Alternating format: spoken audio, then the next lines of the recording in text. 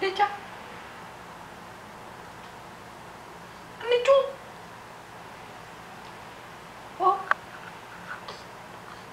Lười ăn quá đấy, Chín Chín lười ăn quá. Chín Chín lười ăn quá.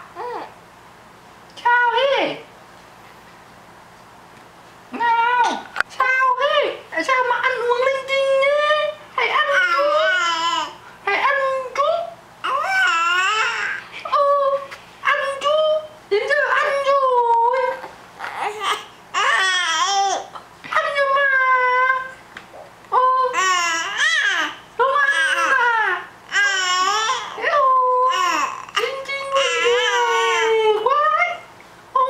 Này, Chín Chín ơi. Chín Chín buồn cười đấy. Chín Chín đến giờ ăn rồi mà.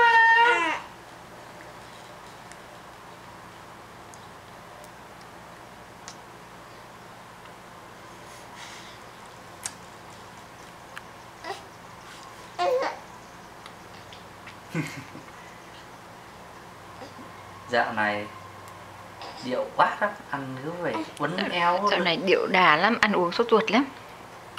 Chân tay thì hết co lên, màu má ôm đầu, người vặn vẹo rồi cười đùa. Ăn gì? Ăn hết gì? Quay cho 3 phút nha. Nào. Chín Chín ơi, ăn đi chú, đúng rồi.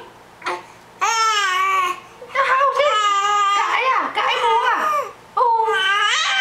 Cãi gì thế? Cãi gì thế? Thì Chín Chín muốn nói gì? Chín Chín muốn nói gì? Chín Chín nói gì á? Sao? Tiếp tục nữa.